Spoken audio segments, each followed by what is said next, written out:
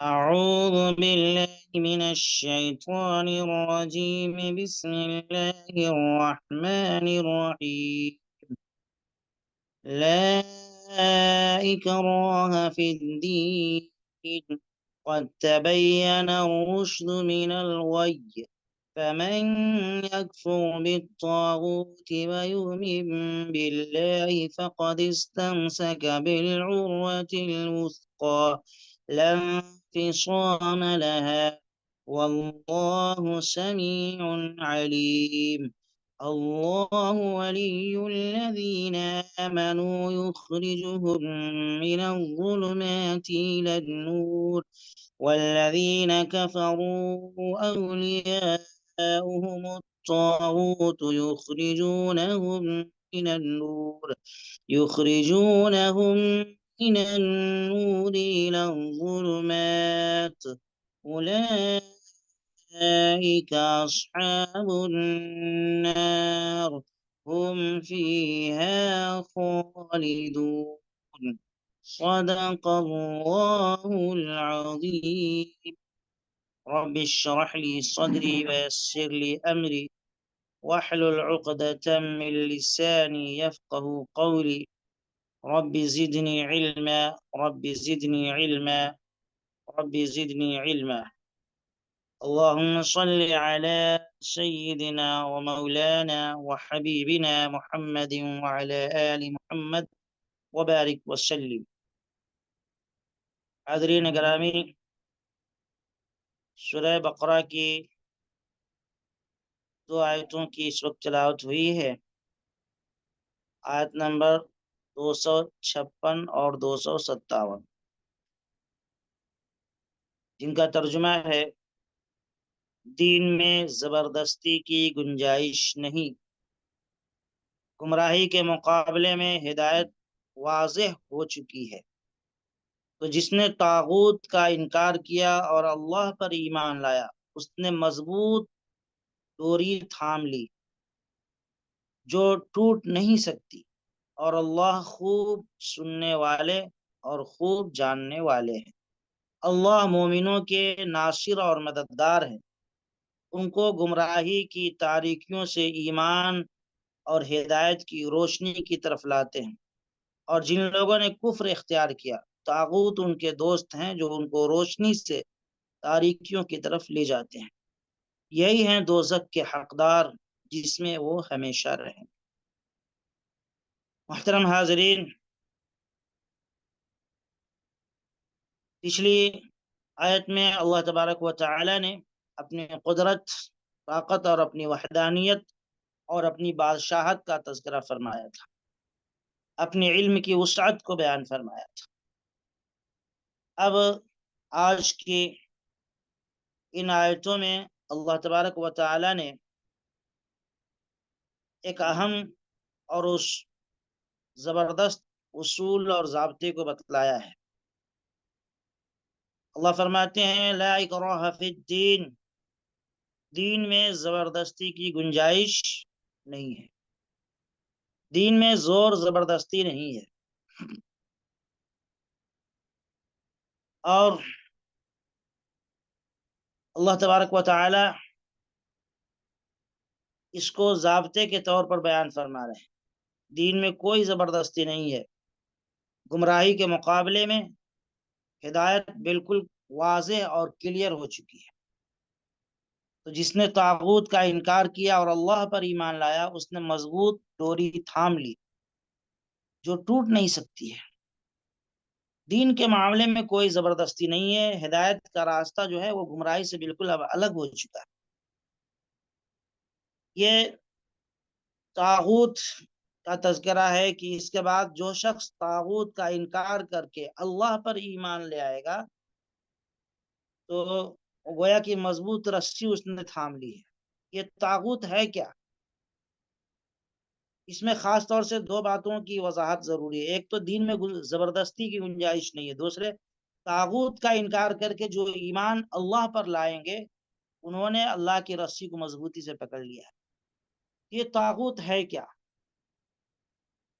تو دیکھیں، خدا کے سوا اللہ کے علاوہ جن کی بھی پرستش کی جائے، جن کی بھی پوجا کی جائے، جن کی بھی عبادت کی جائے، چاہے وہ بت ہو یا اسی طریقے سے شیطان ہو یا کسی انسان کو کوئی انسان پوجا کرے، کسی انسان کی کوئی انسان عبادت کرے، یہ سب کے سب طاغوت میں داخل۔ اللہ کے علاوہ جن کی بھی عبادت کی جائے وہ سب کے سب کیا ہیں؟ طاغوت ہیں۔ تو یہاں پر گویا کہ یہ کہا جا رہا ہے کہ جو طاغوت کا انکار کر کے، یعنی اللہ کے علاوہ جتنے سب کی خدائی کا، سب کی عبادت کا انکار کر کے ایک اللہ کی طرف آ جائے اور ایک اللہ پر ایمان لے آئے، سب کا انکار کر دے، چاہے وہ انسان ہو کہ جنات ہو کہ بت ہو، دیوی دیوتا ہوں، سب کا انکار کر دے کہ کوئی عبادت کے لائق نہیں ہے سوائے ایک اللہ کے، ایک اللہ پر ایمان لے آئے، فقد استمسک بالعروۃ الوثقی، تو اللہ فرماتے ہیں کہ اس نے ایک مضبوط ڈوری اپنے ہاتھ میں پکڑ لی۔ اب ایسی ڈوری پکڑ لی ہے جو ٹوٹ نہیں سکتی ہے، جس کے ٹوٹنے کا کوئی امکان ہی نہیں ہے، جو ڈوری ٹوٹ نہیں سکتی ہے۔ اب گویا کہ اگر اللہ پر ایمان لاتا ہے بندہ اور تمام طرح کے شرک سے، کفر سے اپنے آپ کو بچاتا ہے، تو یہ سمجھ لیں کہ وہ ایک سیدھے راستے پر ہے، جو راستہ اس کو منزل مقصود تک لے جائے گا، کامیابی تک لے جائے گا، جنت تک لے جائے گا، اور ایسے راستے پر وہ چل رہا ہے کہ جس راستے پہ چلنے والا کبھی بھٹک نہیں سکتا ہے، گمراہ نہیں ہو سکتا ہے۔ یہ طاغوت کا انکار اور اللہ کی ذات پر ایمان لانے کا مطلب ہے کہ اللہ کے علاوہ جتنے ہیں، جن کی بھی لوگ پوجا کرتا، آج کل مسلمان بھی کر رہے ہیں، مزاروں کی پرستش ہو رہی ہے، صاحب مزار سے دعائیں مانگ رہے ہیں، وہاں پہ سجدے کیے جا رہے ہیں، تو یہ سب کے سب جتنے، سب کا انکار کرنا ہے، ہر طرح کے کفر سے، شرک سے بچا کر کے ایک اللہ کے رسی کو مضبوطی کے ساتھ پکڑ لیا جس نے، اللہ فرماتے ہیں لن فصام لہا، وہ ایسی رسی ہے اللہ کی کہ وہ ٹوٹ نہیں سکتی ہے کبھی بھی۔ اب وہ بندہ کامیاب ہو جائے گا، منزل تک پہنچ جائے گا۔ واللہ سمیع علیم، اور اللہ سننے والے اور جاننے والے، خوب سننے والے۔ اب جو پہلا پوائنٹ تھا لا اکراہ فی الدین، دین میں زبردستی کی گنجائش نہیں ہے، اس پر ہم آتے ہیں۔ میرے عزیز بھائیوں، یہ جو آیت نازل ہوئی ہے، آیت نمبر 256، تو اس کا سبب ایک ہے، شان نزول یہ ہے کہ انصار میں سے بعض لوگ ایسے تھے جن کی اولاد نہیں ہوتی تھی، تو جن کے ہاں اولاد نہیں ہوتی تھی ان کی عورتیں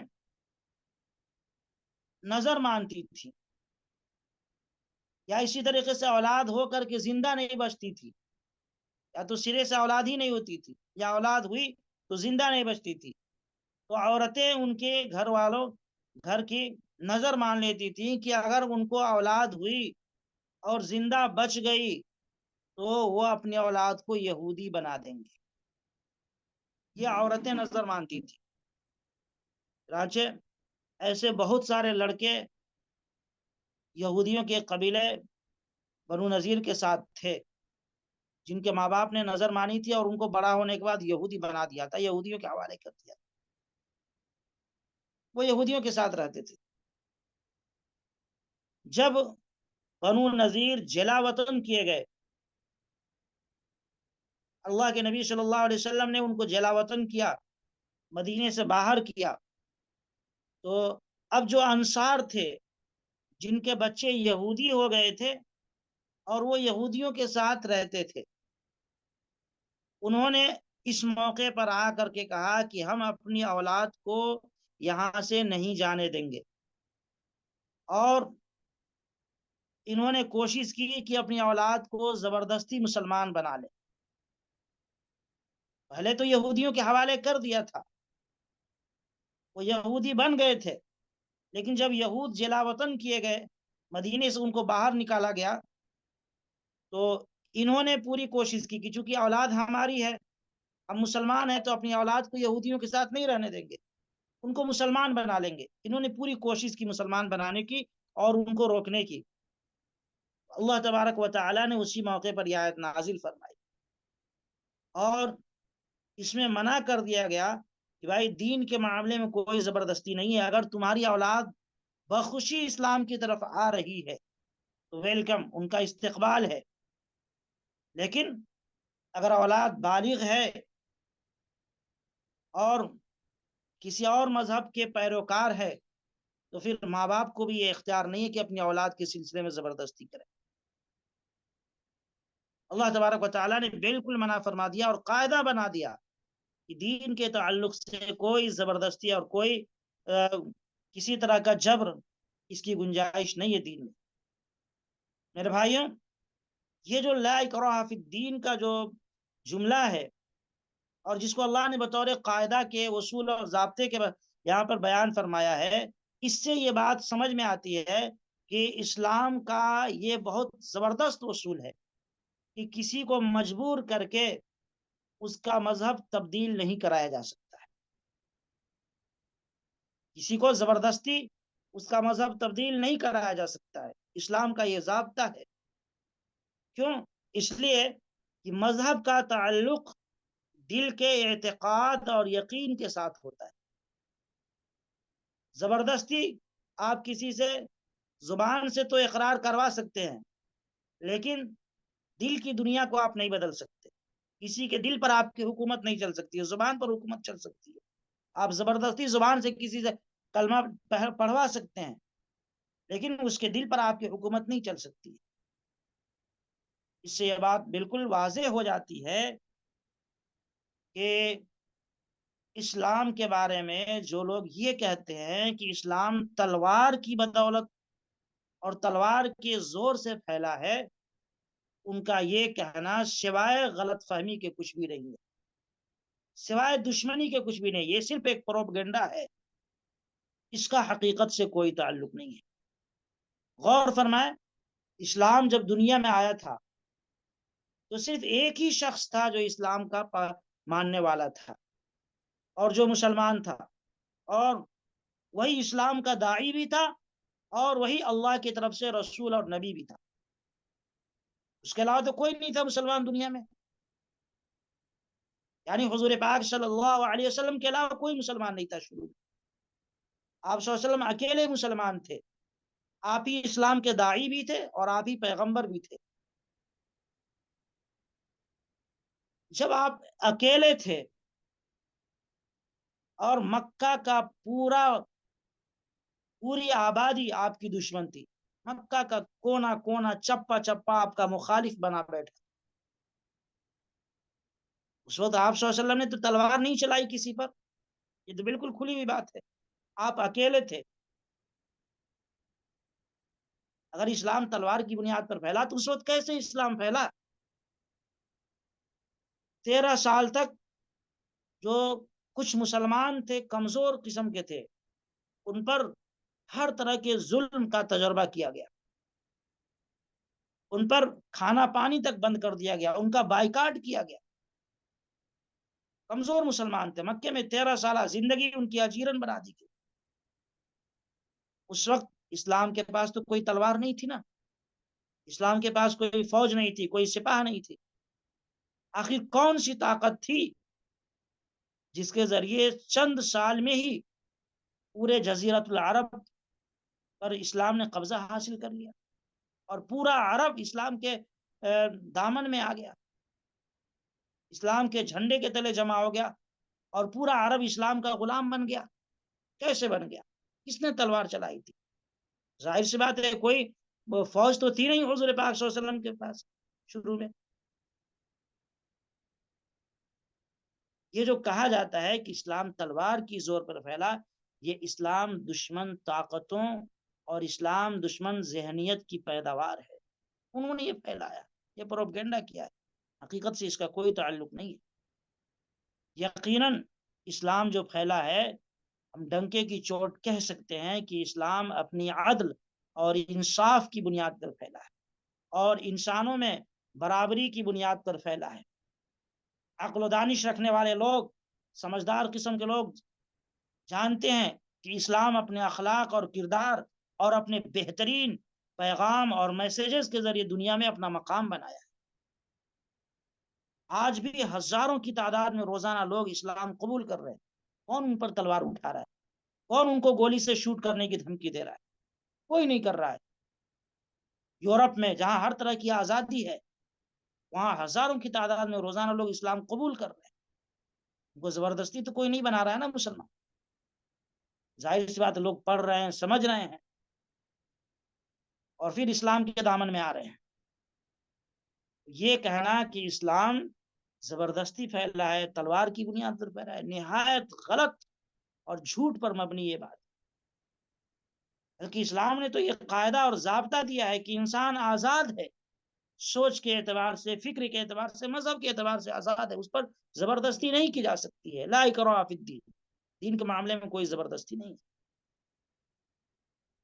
اب یہاں ایک سوال آ سکتا ہے ذہن میں، جس کو میں کلیئر کر دوں کہ جب دین کے معاملے میں زبردستی نہیں ہے تو پھر اگر کوئی مرتد ہو جاتا ہے تو اسلام کا قانون اس کے تعلق سے اتنا سخت کیوں ہے کہ مرتد کو قتل کر دیا جائے؟ یہ اسلام کا قانون ہے، حدیث میں ہے باضابطہ۔ جو شخص اسلام سے پھر جائے اس کو قتل کر دیا جائے، اتنا سخت قانون کیوں ہے؟ یہ تو آزادی کے خلاف ہے۔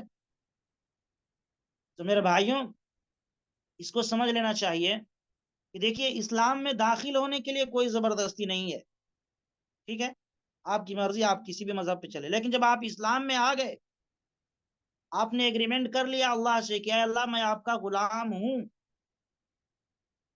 آپ کی بادشاہت میں رہوں گا، آپ کے حکم کے مطابق چلوں گا، تو اب اس سے آپ کو باہر جانے کی اجازت نہیں ہے۔ پھر جب تک آپ باہر ہیں ٹھیک ہے، لیکن جب آپ نے ایگریمنٹ کر لیا اللہ سے، کلمہ پڑھ لیا، اللہ کی غلامی میں اپنے آپ کو دے دیا، تو اب اس سے باہر نہیں جا سکتے ہیں۔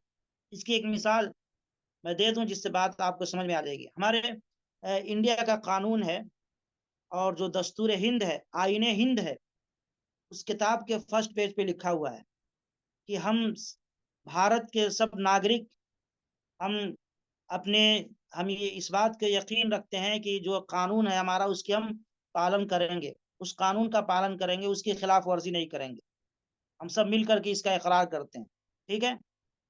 تو جب ہم نے اقرار کر لیا تو اب بھلا بتائیں کہ اب کوئی اگر چاہے کہ نہیں، اب ہم بھارت کے قانون کو نہیں مانیں گے، ہم آزاد ہیں، تو اب نہیں چلے گا۔ جب تک یہ قانون نہیں بنا تھا، آپ اس میں شامل نہیں ہوئے تھے، تب تک تو اختیار تھا۔ مثلا آزادی کے وقت جو ریاستیں تھی جن کو اختیار دیا گیا تھا، آپ ادھر آنا چاہیں تو آ جائیں، انڈین یونین کا حصہ بننا چاہیں تو بن سکتے ہیں، یا الگ رہنا چاہیں تو رہ سکتے ہیں۔ تو جنہوں نے انڈین یونین کا حصہ بن گئے، بلکہ سب بن گئے، تو اب یہ ریاستیں آج مطالبہ کرے کہ نہیں ہم الگ ہو جائیں گے انڈین یونین سے، تو انڈیا گورنمنٹ اس کو گوارا کرے گی؟ اجازت دے گی؟ نہیں دے گی۔ اس وقت آزادی تھی۔ اب اس وقت جب انڈین یونین میں شامل ہو گئے تو اب الگ نہیں ہو سکتے ہیں۔ یہی معاملہ ہے کہ جب تک آپ نے اسلام قبول نہیں کیا، آپ الگ ہیں، نو پرابلم۔ لیکن جب آپ اسلام میں داخل ہو گئے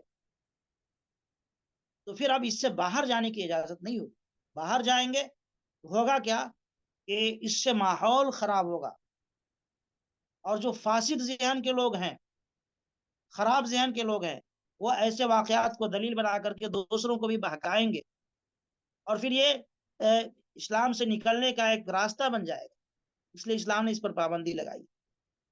جیسے کوئی ملک اپنے کسی علاقے کو الگ نہیں ہونے دیتا ہے، کیوں؟ اگر ایک کو آج آزادی دے دیتے ہیں تو دوسرے علاقے والے پھر الگ سے مطالبہ کرنا شروع کر دیں گے۔ اس طریقے سے نظام پورا درہم برہم ہو جائے گا، ملک ٹکڑوں ٹکڑوں میں ہو جائے گا، بٹ جائے گا۔ ایسے ہی جو اللہ کی غلامی میں اب تک نہیں آیا، اس کو اختیار ہے، کوئی حرج نہیں ہے، لیکن جو آ گیا اب اس کو پیچھے جانے کی پلٹ کر اجازت نہیں ہوگی۔ اللہ فرماتے ہیں کہ جس نے طاغوت کا انکار کر کے اللہ کو اپنا رب بنا لیا، اللہ پر ایمان لا لیا، اس نے مضبوط رسی پکڑ لی، ایسی رسی جو ٹوٹ نہیں سکتی ہے۔ واللہ سمیع علیم، اللہ خوب جاننے والے اور خوب سننے والے ہیں۔ اللہ ولی الذین آمنوا یخرجهم من الظلمات الى النور۔ اللہ تبارک و تعالی مومنوں کے ناصر اور مددگار ہیں. اللہ ولی، ولی کہتے ہیں مددگار کو، دوست کو. تو اللہ ایمان والوں کے دوست ہیں. اور ایک دوست کیا کرتا ہے؟ دوسرے دوست کو گمراہی سے، اندھیروں میں بھٹکنے سے بچاتا ہے. تو اللہ بھی کیا کرتے ہیں؟ ایمان والوں کو بچاتے ہیں. یخرجہم من الظلمات الی النور، ان کو گمراہی کی تاریکیوں سے ایمان اور ہدایت کی روشنی کی طرف اللہ لاتے ہیں. والذین کفروا اولیاءہم الطاغوت، اور جن لوگوں نے کفر کیا، طاغوت ان کے دوست ہیں. جن کی پوجا کرتے ہیں وہ ان کے دوست ہیں، جو ان کو روشنی سے تاریکیوں کی طرف لے جاتے ہیں. اللہ کیا کرتے ہیں؟ انسان کو گمراہی سے اور اندھیریوں سے روشنی کی طرف نکال کر کے لاتے ہیں. جبکہ شیاطین اور طاغوت اور معبودان باطلہ یہ کیا کرتے ہیں؟ انسانوں کو ہدایت سے، روشنی سے گمراہی کی طرف لے کر جاتے ہیں. اللہ فرماتے ہیں اولئک اصحاب النار هم فیہا خالدون، یہی لوگ ہیں جو ہمیشہ ہمیش کے لیے جہنم میں جلیں گے، دوزخ کے حقدار ہیں. یہ دوزخی لوگ ہیں، اور دوزخ میں جب جائیں گے تو ہمیشہ رہیں گے. وہ ایسی سزا ہے جو موقوف نہیں ہوگی، ختم نہیں ہوگی. بہرحال میرے بھائیوں، ایمان اور ہدایت کا راستہ جو ہے وہ ایک ہی راستہ ہے، اور وہ کیا ہے؟ اسلام کا راستہ ہے. کفر اور شرک کے کیا ہے؟ ہزاروں راستے ہیں، ہزاروں راستے. کچھ لوگ جناتوں کی پوجا کرتے ہیں، کچھ لوگ فرشتوں کی پوجا کرتے ہیں، کچھ لوگ بتوں کی پوجا کرتے ہیں. اب تو حد تو یہ ہے، کچھ لوگ سانپ بچھو کی بھی پوجا کرتے ہیں، کچھ لوگ کتے کی بھی پوجا کر رہے ہیں. تو اسلام جو ہے وہ ہدایت کا راستہ ہے، اور ہدایت کا راستہ وہ ہے اسلام، ایک ہی راستہ ہے. اور گمراہی کے جو راستے ہیں وہ ہزاروں طرح کے راستے ہیں. خدا کا انکار کر دینا، ایک سے زیادہ خداؤں کی پوجا کرنا، اسی طریقے سے خدا کے لیے آل و اولاد کو تسلیم کرنا، یہ سب کے سب ہزاروں گمراہی کے راستے ہیں. اس لیے ایمان والوں کو چاہیے کہ اللہ سے اپنے رشتے کو مضبوط کریں، اور اللہ نے جب رسی دے دی ہے اپنی محبت کی اور ایمان کی، تو اس رسی کو مضبوطی کے ساتھ تھامے رہیں. جس حال میں بھی ہو، جہاں بھی ہو، اللہ سے اپنے رشتے کو مضبوط کر کے رکھیں، اللہ کے حکم کے مطابق زندگی گزاریں، اور اللہ کی رسی کو چھوڑے نہیں. افسوس یہ ہے کہ آج ارتداد بڑی تیزی کے ساتھ پھیل رہا ہے، خاص طور سے ہمارے ملک میں، اور اس میں بھی بالخصوص نوجوان بچے اور بچیاں بڑی تیزی سے مبتلا ہو رہے ہیں اور سازش کا شکار ہو رہے ہیں. ہر ماں باپ کو چاہیے کہ اپنی اولاد کی دینی اور اسلامی تربیت کرے، ان کی ذہن سازی کرے، اسلام کی وحدانیت، اسلام کی سچائی اور حقیقت کو، اور اللہ رب العالمین کی عظمت اور اللہ کی بزرگی اور بڑائی کو اپنی اولاد کے دل اور دماغ میں بیٹھائے، تاکہ ہماری آل و اولاد ارتداد کی طرف نہ جائے اور ان کے ایمان کی حفاظت ہو سکے. اللہ ہمیں اور آپ کو سب کو عمل کی توفیق نصیب فرمائے. وآخر دعوانا الحمد للہ رب العالمین.